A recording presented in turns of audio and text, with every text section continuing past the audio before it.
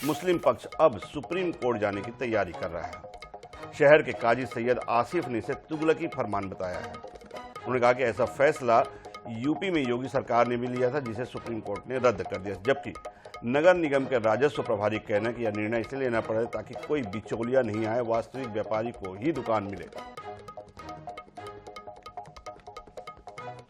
होता है कि दुकान एक व्यक्ति के द्वारा ज़्यादा से ज़्यादा दुकानें ले ली जाती है, फर्जी आधार कार्ड लगा के ले ली जाती है और फिर उनका गलत तरीके से वापस आवंटन कर दिया जाता है ज़्यादा पैसों में। वो जो ज़रूरतमंद होते हैं उनको टाइम पे मिल नहीं पाती है। तो हमारा यही उद्देश्य है कि जिस व्यक्ति का आधार कार्ड हो, जिस व्यक्ति के नाम से दुकान बुक हो, वही व्यक्ति उस दुकान पर बैठे और वो अपना आधार कार्ड वहाँ पे जरूर लगाए। नगर निगम की राजस्व समिति ने ये निर्णय जारी किया कि जिस के नाम से दुकान आवंटित है वो अपना नाम दुकान के बाहर लगाए, लेकिन मेले में तमाम गरीब गुरबा लोग बाहर से आते हैं और अपने रोजी रोजगार के लिए रहते हैं, जिसमें सभी धर्म संप्रदाय के लोग रहते हैं। उनका बोर्ड लगाना और उनको आदेश देना, ये सुप्रीम कोर्ट ने जो योगी सरकार ने आदेश दिया था उसके खिलाफ है, सुप्रीम कोर्ट की अवमानना है। ये दो तरह के पक्ष इसमें सामने आ रहे। एक तरफ जहां नगर निगम कहना है कि कोई फर्जी नाम से या फर्जी दुकान ना हथिया ले, इसलिए यह तमाम तरह का निर्णय लिया गया है, तो दूसरी तरफ मुस्लिम पक्ष का कहना है कि कहीं ना कहीं धर्म और संप्रदाय से जुड़ा हुआ ये मामला है और सुप्रीम कोर्ट ने इसी मामले में उत्तर प्रदेश और उत्तराखंड में जो फैसला दिया था उसके खिलाफ जाकर जो है वो रतलाम नगर निगम काम कर रहा है। ये दो तरह के तर्क इस मामले में सामने आए हैं।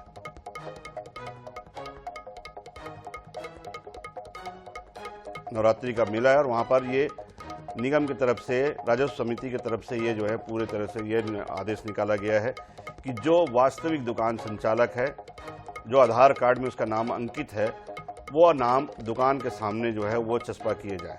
इसी को लेकर जो है दूसरा पक्ष नाराज है और उनका कहना है कि इस तरह का फरमान जो है सुप्रीम कोर्ट के आदेश की अवमानना।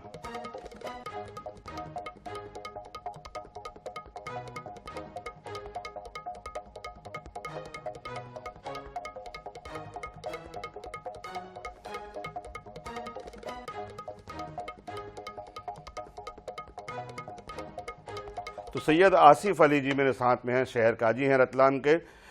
आसिफ अली साहब, बहुत बहुत स्वागत है आपका आईएनएस में। शुक्रिया साहब, शुक्रिया। आसिफ साहब, हमने आपका भी पक्ष अभी दिखाया और साथ ही महापौर का भी।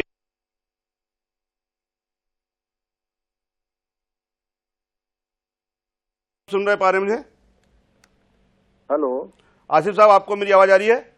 हाँ, आ रही है साहब, अब आ रही है जी। अभी हमने आपका पक्ष दिखाया कि आपने बताया कि उत्तर प्रदेश में इस तरह का जो है वो निर्णय लिया गया था, जिसे सुप्रीम कोर्ट ने जो है वो उसमें वापस लिया है उसके आदेश के बाद।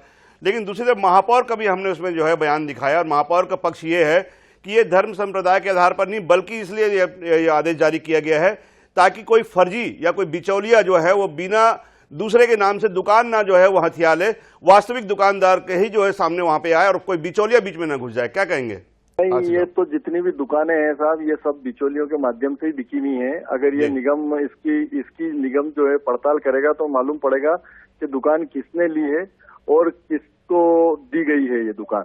लेकिन सबसे बड़ी बात इसमें मेरा ये कहना है कि जो भी वहां पर आते हैं वो कोई रजिस्टर्ड दुकानदार नहीं होते जिनके फर्मों के कोई नाम हो, जो फर्म का नाम लगाते हो दुकान के बाहर। तो ये कहना सरासर गलत है कि वो आदमी अपना नाम लिखे कि वो हिंदू है या मुसलमान है या सिख है या ईसाई है। किसी भी धर्म का नाम लिखने की कोई जरूरत ही नहीं पड़ती मेलों ठेलों में।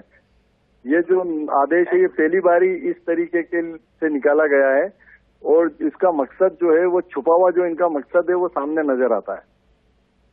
वही आसिफ साहब, लेकिन वही हमने अभी तर्क बताया ना, जैसे कि हमने बिल्कुल इस बात को लेकर सुप्रीम कोर्ट ने जो कहा था, ये उत्तर प्रदेश ही नहीं उत्तराखंड में भी इस तरह का फैसला दिया गया था कि भाई इस तरह की जरूरत आखिर क्यों आन पड़ी। लेकिन आसिफ साहब, जैसे कि आप बता रहे हैं कि भाई इनके पीछे ये छुपा हुआ भी मकसद है। सबसे बड़ी बात यह है जो आपने बिचौलियों वाली बात कही। एक तरफ नगर निगम का तर्क जो अगर हम देखें तो उनका कहना है कि भाई कोई बिचौलिया जो है फर्जी नाम से ना दुकान चला ले, कोई फर्जी जो है वो डॉक्यूमेंट के आधार पर न चला ले, आवंटन ना हो फिर भी ना घुस जाए, इसलिए। तो क्या ये जो बात निगम के सामने कोई चर्चा में आपके पास आई थी, कोई प्रस्ताव ऐसे दिया गया था कि भाई आप लोगों को इस तरह की शर्तों का पालन करना पड़ेगा, या फिर अपने आप ये फरमान थोप दिया गया आपके ऊपर? ये निगम ने कोई पहली बार तो दुकानें आवंटित की नहीं है।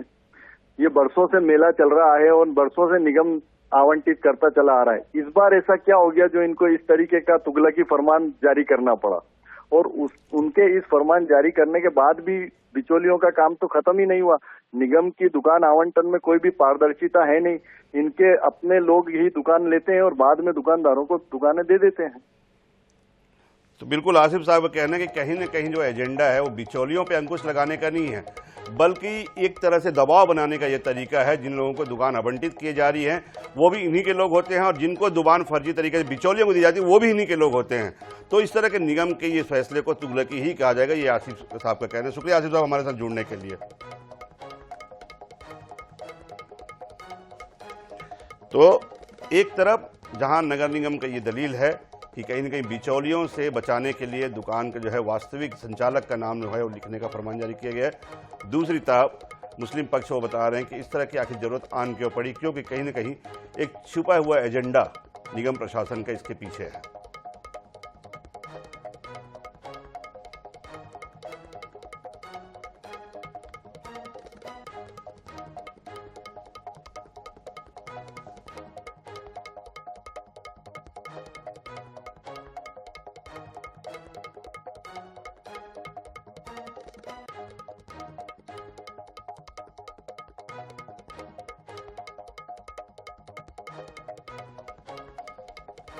और इसी पूरे मामले पर महापौर प्रहलाद पटेल जी हमारे साथ हैं। पटेल जी बहुत बहुत स्वागत है आपका आईरिच में। नमस्कार। अभी शहर काजी हमारे साथ रतलाम के जुड़े हुए थे आसिफ अली साहब जो हैं, उनका साफ कहना है कि भाई हर बार मेला लगता था रतलाम में, लेकिन कभी इस तरह का फरमान जारी नहीं किया गया कि उनके संचालक का नाम जो है दुकान में लिखा जाए। उत्तर प्रदेश से इसकी तुलना कर रहे थे, जिस तरह से उत्तर प्रदेश सरकार ने फैसला लिया था, फिर सुप्रीम कोर्ट वापस लेने गया, और कहीं कहीं उनका कहना है कि इसमें निगम प्रशासन का एक छिपा हुआ एजेंडा है। क्या कहेंगे? नहीं, इसमें ऐसा कुछ भी नहीं था। इस खबर को तोड़ मरोड़ के पेश किया गया। इसमें बात ये थी कि कई लोग दुकानें लेने के लिए मेले में आते हैं, 10-15 दिन का मेला लगता है जी। उसमें बहुत से लोग ऐसे होते हैं जो 10-10, 12-12 दुकान रोक के रख लेते हैं और फिर महंगे भाव में उन लोगों को दुकानें देते हैं जिनको जरूरत होती है जी। तो ये निर्णय लिया गया था कि आधार कार्ड लेके ही दुकान दी जाए और जिसका आधार कार्ड हो उसी व्यक्ति को दुकान में बैठने का निर्णय लिया जाए, ताकि इसमें किसी भी गरीब व्यक्ति को महंगी दुकान ना खरीदना पड़े। ये जो रैकेट बीच में चल रहा था इसको खत्म करने के लिए हमने निर्णय लिया था। पटेल साहब, उनका आसिफ साहब का ये भी कहना था कि साहब जो दुकानें रोकते हैं, जिनको मैंने उनको आपका पक्ष बताया कि ये पक्ष इसलिए ताकि पारदर्शिता के साथ दुकान आवंटित हो, इसलिए निगम ने यह फैसला लिया। आपकी बाइट भी सुनाई मैंने उनको, लेकिन उनका कहना ये साहब कि जो बिचौलिए होते हैं, जो दुकान रोकते हैं, जो दुकानों का धंधा करते हैं बेचने का, वो भी निगम के ही लोग होते हैं। नहीं, हमने इसीलिए इस चीज को पारदर्शिता लाए कि आधार कार्ड तो बिल्कुल लेते ही हैं, लेकिन बीच में क्या होता है कि वो व्यक्ति नहीं दिखता उस दुकान पे जो दुकान लेता है। तो हमने ये तय किया था कि व्यक्ति का आधार कार्ड जरूर चेक करें कि जिसने ये दुकान ली है वही बैठा है कि नहीं बैठा है। आधार कार्ड तो वो लेते ही थे जी, पर ऐसा नहीं होता था कि जिसका आधार कार्ड है वही उस दुकान पे बैठा है। उसमें फिर वो व्यक्ति जो लेट हो गया, मान लो मेरे को दुकान चाहिए और मैं लेट हो गया, पहले से 5, 10, 25 लोगों ने दुकानें ले ली, आधार कार्ड तो वो लगाते ही थे जी, लेकिन उनको धंधा नहीं करना और जिनको धंधा करना उनको फिर डबल भाव में देना। तो जो जरूरतमंद लोग हैं उनको मिलना चाहिए, वो किसी भी धर्म या किसी भी जाति का हो, उससे हमें कोई वो दिक्कत थोड़ी है क्या। बिल्कुल ठीक है प्रहलाद साहब, मैं अगर आपकी इस दलील के साथ हूं तो बिल्कुल सहमत हो सकता हूं कि जिसकी दुकान हो, चाहे वो किसी भी धर्म का हो, संप्रदाय का हो, और अगर ये पहल है तो निश्चित रूप से एक सराहनीय पहल कही जा सकती है कि अपनी जो बिचौलिए हैं वो अपने नाम से दुकान लेके किसी और को आवंटित न कर सके, इसलिए जेन्युइन व्यक्ति को ही दुकान मिले ताकि उसकी पहचान हो सके। अगर ये इस मानसिकता के साथ ये फरमान निकाला गया तो निश्चित रूप से एक सराहनीय कदम है बिचौलियों को खत्म करने का। शुक्रिया हमारे साथ जुड़ने के लिए।